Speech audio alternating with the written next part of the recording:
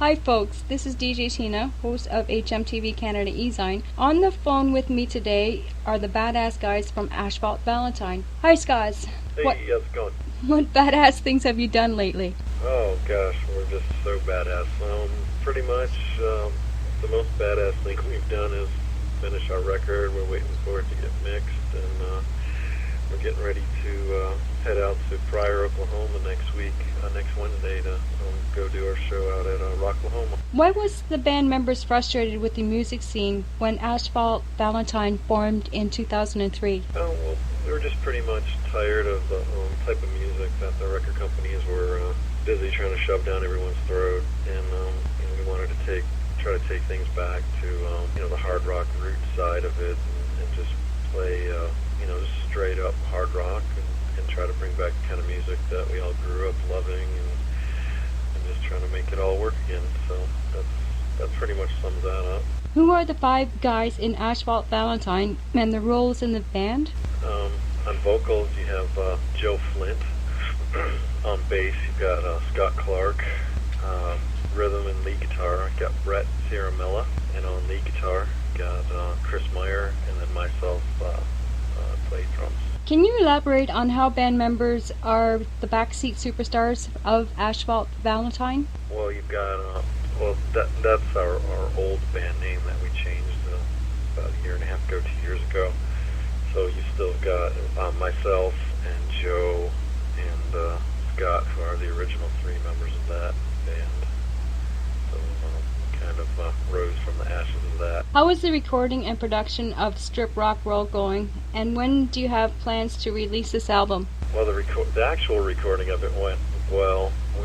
We had a few bumps along the way. We ended up changing a member, and the record company wanted us to go back and get rid of most of the ex-members' guitar parts. Getting it mixed has been kind of a nightmare. It's almost turned into our own version of Chinese democracy, and we had some problems with the time frame that the producer had set up, and we missed a couple windows of opportunity, and it's been dragging on and on for the past 6 months. So the record company pulled it out of that producer studio, and we're getting ready to move it to another studio after Rocklahoma. I can't really say who's going to do it. We're pretty close to signing a deal with that, but I don't want to say anything until we know it's 100%. But it's a name that everyone in the rock scene will recognize and respect. So if everything goes according to plans, it should be out sometime in August. Has the band fulfilled their desire to play sleazy, ballsy, no-frill, white-knuckled rock and roll in a new forthcoming album? Yeah, pretty much. That's what we do. That's all we do. So that's usually what we do. How will Ashphalt Valentine shake the foundations as well as the rafters of the cookie-cutter corporate so-called rock and roll? Probably the first stage of that is once you see us live. I mean, we put on a great hard rock show. I mean, full intensity, full bore, and once the record's released and you put it in your CD player and you turn it up to 10, if you can get it up to 11, then that'll pretty much fulfill the goal that we set forth in doing by recording this. Can you give some juicy details about what fans can expect from Strip Rock and Roll? Anything from messages, inspirations, any challenges to producing the CD? There's really not too many juicy details. I mean, the name pretty much says it all. Strip Rock Roll. It's like our three favorite pastimes. I mean, like I said, once you hear, we're very multi-dimensional. We're not, regulated to just like one style of music. As far as just like when you say sleazy rock and roll, I mean everything kind of has a common thread. We have some blues-based influences, our old hard rock influences, and there's a little bit of punk influence in there. So you're not going to get a record that has 11 songs that are exactly the same, but every song is Ashphalt Valentine. Who writes your songs, and what do you express in your lyrical content? The singer Joe and myself were the primary songwriters. Joe writes lyrics and music, and I do that as well, but he pretty much puts the finishing touches on the lyrics, just because, that's that's what he does, and that's what he does in the band. So he tools things to fit his vocal style. We try not to be too lame, but on the other side of the coin, we're not political, or our message, pretty much the message in our songs is just fun. We're not trying to keep it seriousness aside. So when you listen to a song, you're having a good time, and you can put all the bad stuff going on in the world behind. Unless something arises to where we feel we need to write a song about something, then I'm sure maybe that could happen in the future. But that's we're not U2. There's no Bonos in the band, and we don't really feel we need to use the stage to express our views, other than the view of strip rock and roll. That's our only view we have right now. Who helps mix, record, and master Ashphalt Valentine songs? Well, we recorded all the basic tracks in our own studio, and the record will go and get mixed by the unnamed producer as of yet.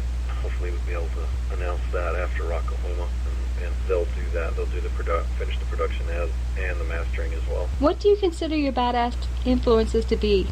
Personally, for me, my influences range from Led Zeppelin and John Bonham to AC/DC to Motley Crue to even Tom Petty. Across the board for the band, I mean, everybody is into something a little bit different. Our Joe, he likes the Ramones and Social Distortion. And then again, the hard rock side of Motley Crue is a huge influence. I mean, everybody brings their own little different thing to the table. So any good hard rock from the mid '70s to now, we dig that. I listen to a lot of that stuff on Q107. It's awesome, especially a lot of the Ramones and Motley Crue. Right.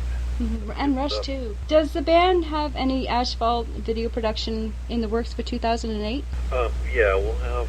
If all goes well, we should have. The show should be recorded at Rocklahoma next week, and then later in the year, once the record comes out, we'll have a regular record company video. So that'll happen. I don't know exactly the time frame on that, but that will happen sometime before the end of the year. What are your live performances like, and do you have any stories to tell? Every performance is a story. I mean, it's just a good balls to the wall, high energy rock show. I mean, every show is the same. We just go out there and have a good time, and the audience has a good time. And, I mean, it's about as basic as you can get as far as good time. So if we could rewrite the meaning of good time in the dictionary, I think Webster should put our picture right next to the word good time.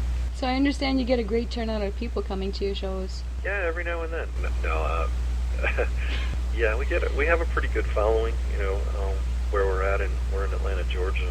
Right now, Atlanta's not really known as a really, really good rock and roll town. So we don't play here as much as we would like to. It's just because it's not advantageous to what we're trying to accomplish. So we usually play in our own hometown every 3 or 4 months, and that gives people time to go see all the other shows, and then by that time they're hungry to come back and see us again. So we usually have a pretty good crowd, and the people that do come to see us we love them all. They're great supporters of the music, and it's good to come home every now and then and have a big show.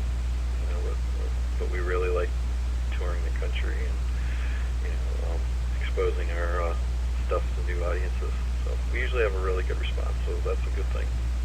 Do you sell Ashphalt merchandise at your live gigs? Yes, we do. Okay. We've got a couple different style T-shirts. We've got women's T-shirts, and we have hoodies, but the hoodies don't sell too good right now. It's 95 degrees outside, so we might have to have a summer blowout special on those. Do you have any tours planned to promote strip rock and roll once the album is released? Yeah, once the album comes out, we've got the record company's got us lined up to go tour all over the country. In Canada as well? No one said anything about Canada, but I don't see that as too far of a possibility. I would love to get up to Canada, because I'm originally from Buffalo, New York, so I used to go to Canada all the time. I used to hang out in Toronto, so I'd love to get back up there and play. Well, when we go see concerts here, we buy our tickets through Ticketmaster. If you're a Club Q member, you can get them at a good deal, but if not, we're usually paying anywhere from $40 to $60 a ticket. Wow. Oh, yeah. Okay, what reviews has Ashphalt Valentine received from magazines, friends, and fans? Like I said earlier, we get a lot of positive reaction. Very, very few negative stuff. We've been reviewed in like Sugar Buzz magazine, a few local online kind of things, and usually everything's positive. So everyone usually walks away from the show with a big smile on their face. So when that happens, we know we're doing a good job. We're doing what we set out to do. Before we wrap up our interview, can you tell us your web address so fans can access your music and buy Ashphalt Valentine merchandise through the internet? Sure, right. Everything can be done through the MySpace site, which is www.myspace.com/AsphaltValentine2. And there's we have some materials uploaded on the music player, and we have our T-shirts and stuff. We have a PayPal shopping cart set up there, so you can you can purchase it that way, or you can go directly to the record company website, which is www.shavisrecords.net, and in the very near future you'll be able to do your pre-orders for the record, and you can also check out some of our label mates on Shavis Records. We have some really, really good guys like the Bullet Boys, the Dogs Divine, and a band that they just signed called DC4. But